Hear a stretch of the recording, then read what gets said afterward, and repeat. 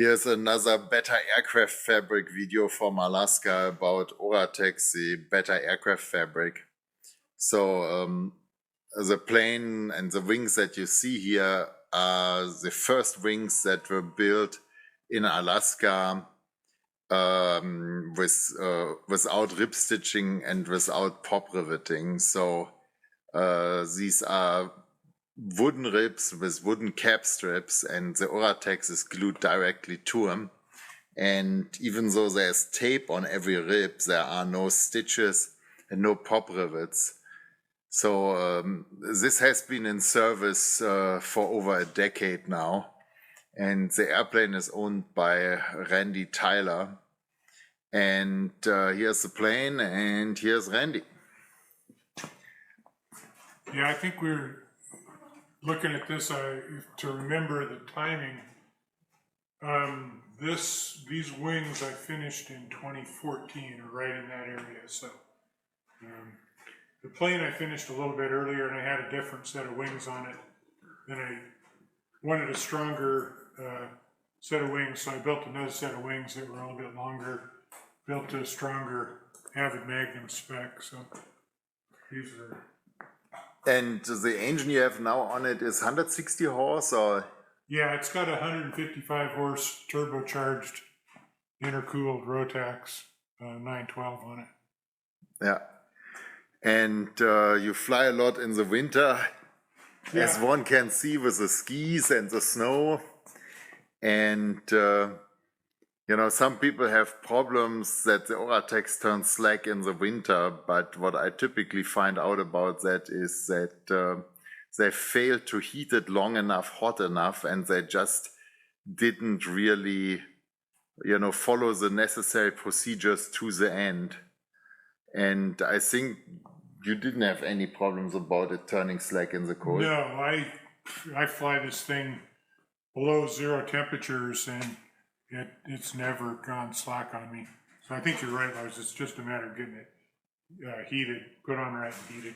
Yeah, I mean, one could think that he's heating it long enough, you know, but if he's not heating it hot enough, long enough, it would turn slack in the cold.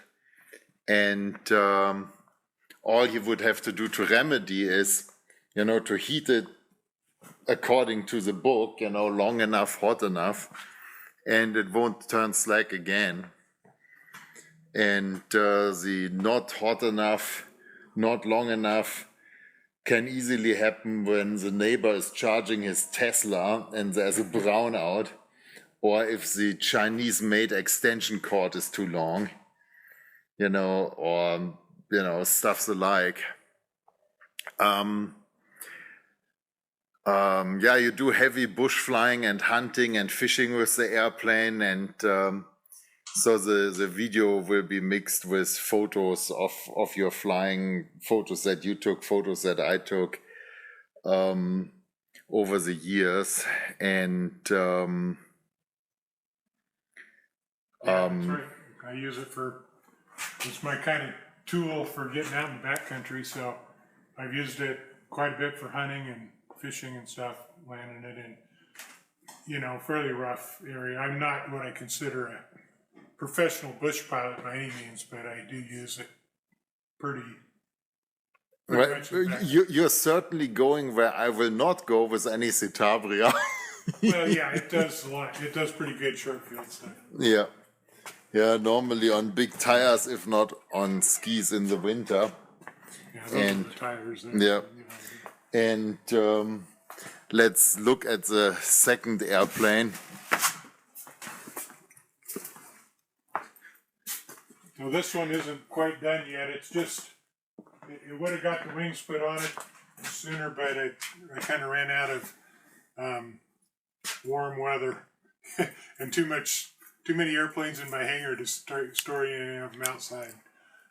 Yeah, outside is bad, especially, you know, in the vicinity of Palmer, Alaska, because we had 4 or 5 weekends now with winds of up to, what was it, 105 mile an hour, 115 mile an hour? I've heard at least 95 knots, I think it was. Yeah, 95 knots. Yeah, so that's, yeah.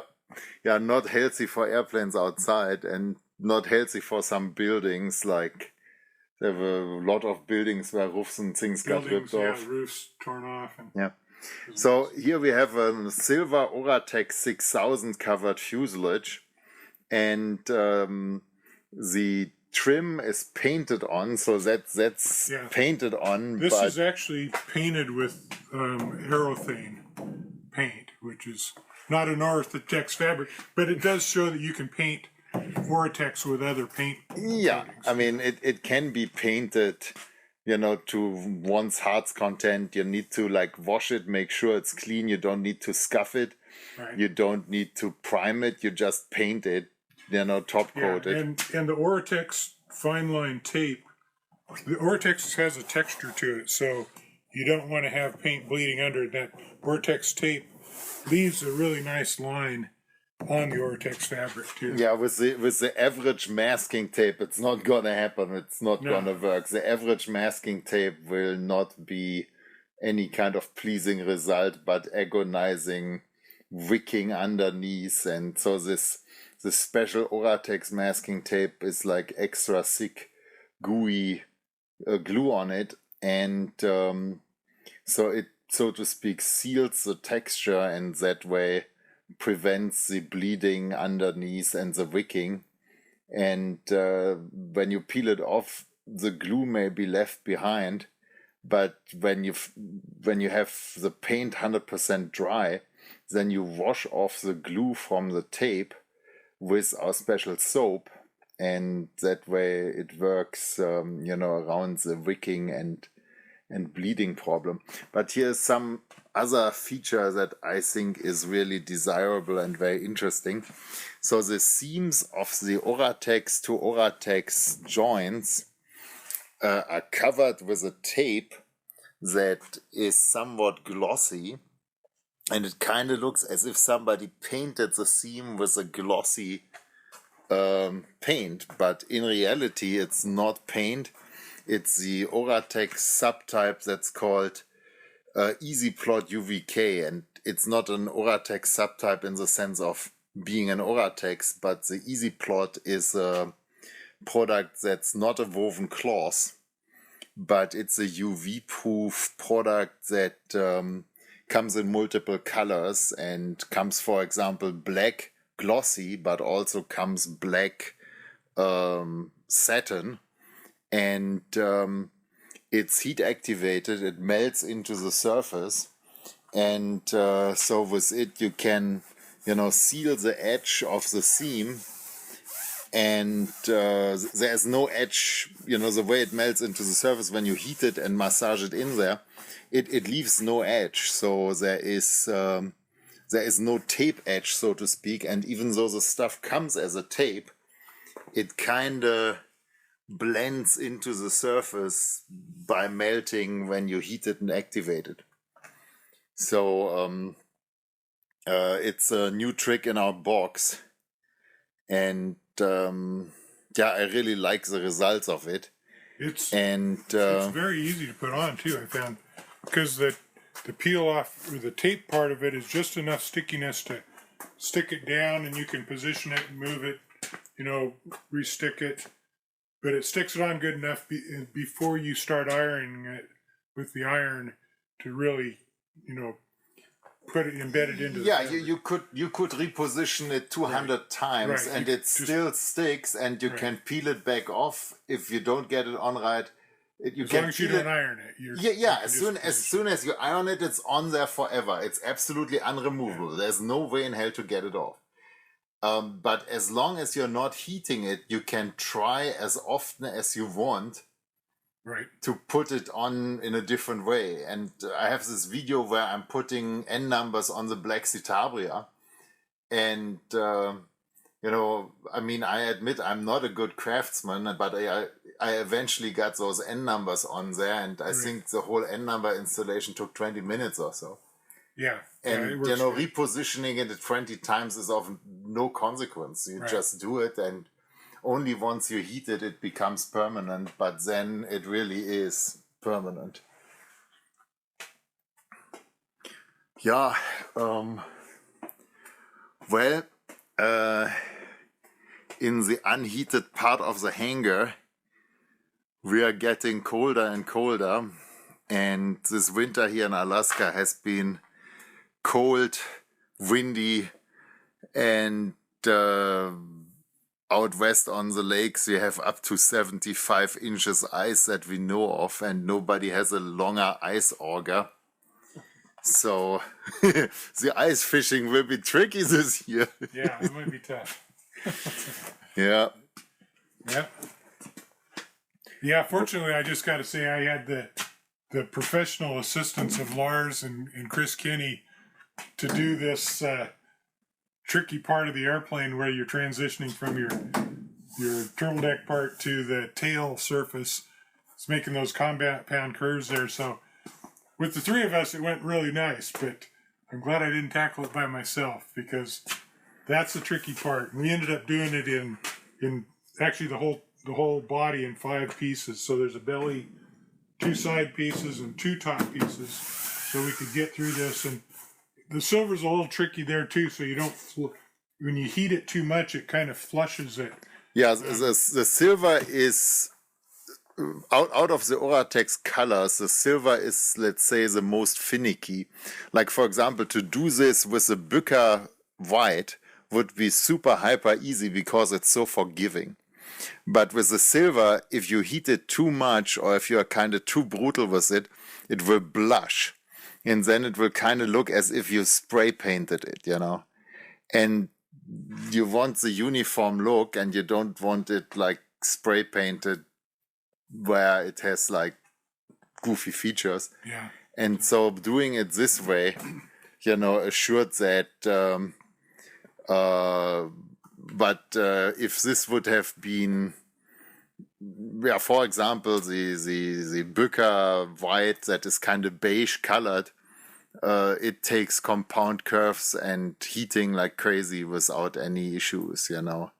It's an easier to use color, but I would like the silver better myself. Yeah, I don't know. I'm a silver. Obviously, 2 airplanes that are both silver, so obviously it's a color I liked. Yeah.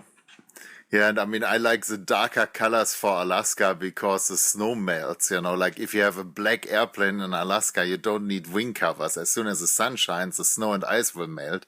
And wing covers on a black airplane is kind of pointless because, you know, you put black wing covers on a black airplane and, you know, and as soon as the sun shines, the Oratex frees itself of ice and snow if it's black. But if it would be white, you would have a permanent icicle all winter long. So I would never want to own a white airplane in Alaska. And, you know, my Lockheed is white sheet metal airplane with blue features, but the white parts of it, it has hoarfrost on. And as soon as I push it out of the hangar door ain't closed yet, and it already has hoarfrost. So that's why the black Citabria in Oratex and the blue Citabria in Oratex are much better for the winter. Yeah. We just actually, Lars and I and Chris Kenny got back from his cabin here last week, and it got down to not real cold, but it was below 0. Yeah, well, I mean, it was -3 Fahrenheit was the coldest. Yeah. And the weekends before that, it was colder yet, and I didn't want to go. Yeah. But I did have my other airplane with the wing covers on it, and they're white wing covers. But I'm glad I had the wing covers because that frost did not want to come off just by rubbing it. So yeah. No, I mean, and what if there's no sun? Right. You know, I mean, the black airplane wouldn't help any if there's no sun. Right. So, you know, it has its limits.